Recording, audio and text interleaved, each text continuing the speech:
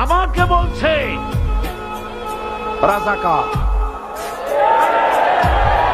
শুনে রাখো চট্টগ্রামের লক্ষ লক্ষ জনতা, পার্লামেন্টে যখন আমাকে এই কথা বলা হয়েছিল, আমার পার্লামেন্টের কলিগ জাফরুল্লাহ চৌধুরী সাহেব বসে আছেন এখানে,